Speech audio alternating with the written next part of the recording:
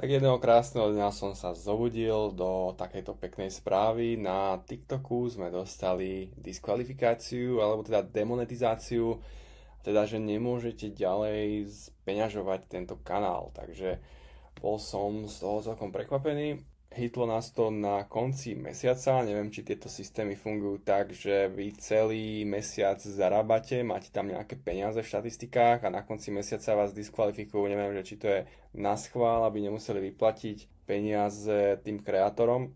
To je vlastne príčina demonetizácie a za unoriginal content.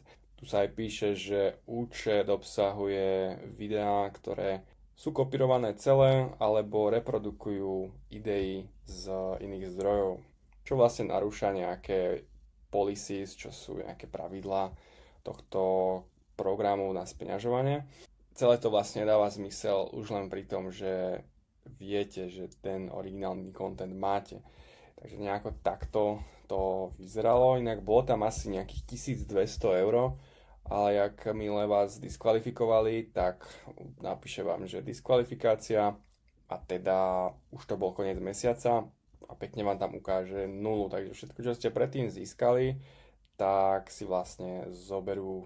Nemám presne screenshot, koľko tam bolo, ale pamätám si, že tam bolo okolo 1200 eur, ale mám tuto napríklad z 10. januára, že bolo 325 eur za deň. Môžeme sa teda pohnúť ďalej. Výhodou je, že vy môžete ako keby dať ten appeal. Appeal je námietka, alebo ako to preložiť. Môžete namietať to, že vás diskvalifikovali, pretože túto diskvalifikáciu mal na svedomí pravdepodobne nejaký AI systém, ktorý videl možno podobné videá a nejak to teda zhodnotil, že to je unoriginal. Takže nič iné nám nezostávalo, len podať appeal. Ja som si vygeneroval nejaký appeal z ChatGPT, nejak som ho upravil a teda zdôraznil som, že všetko je naše, všetko vyrábame my, že som jediný vlastník týchto videí teda a že som teda pripravený poskytnúť, že vlastním. Sice neviem, ako by som to poskytoval, ale to som tam napísal, ale bol som akože pripravený na to sa o to pobiť. Toto môže trvať až 2 týždne a vlastne vy nemôžete nič robiť, neodporúča sa ani vymazávať nejaké videá a tak ďalej, kým vlastne dostanete odpoveď na túto námietku. Takže celkom ma to dostalo, lebo však už boli tam nejaké peniaze a už tak v hlave prerátavate, že na čo ich použijete, alebo už si nejako dávate do hlavy, že koľko v ten mesiac zarobíte a už si nejako počítate a už si na to zvyknete, čo je chyba z týchto internetov si zvykať na príjem. Takže ten pokles finančný bol značný, keby sme o tie peniaze prišli. Ostávalo nám iba teda čakať a do rána prišla takáto krásna správa, že dali review na našu námietku a že ho vlastne akceptovali. Takže z tohto som si odniesol to, že to bol fakt nejaký automatizovaný systém, ktorý vlastne ako skenuje kanály a dostanete demonetizáciu a dovidenia. Každopádne veľmi veľa som si o tom pozeral na Reddite, veľa informácií o tom a veľmi veľa ľuďom zamietli už hneď appeal, takže ďalšie nejaké šťastie alebo čo, neviem ako to, na základe čoho to poskytli, teda potvrdili, že vlastne to je fakt originálny content, ako reálne aj je.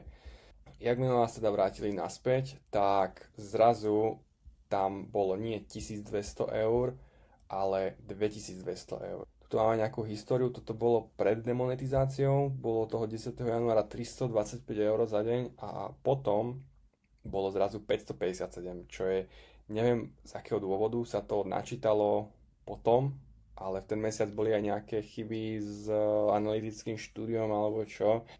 A zrazu tam bolo o 200 eur v jeden deň viac a celkovo o 1000 eur. Taký úplný emočný kolotoč, pretože máte nejakú 1200 eurovku, potom vám zrazu máte nulu, vás demonetizujú, myslíte si, že ste prišli o všetko a o budúce výnosy a potom dáte appeal, zrazu vám ho príjmu a zrazu je v tých analytikách o vyše 1000 vyše, čo fakt nedáva zmysel. Z ničoho nič a nakoniec tieto peniaze aj prišli, akurát dneska je nedela, takže tie peniaze už prišli a takto sme teda dostali demonetizáciu a opäť monetizáciu.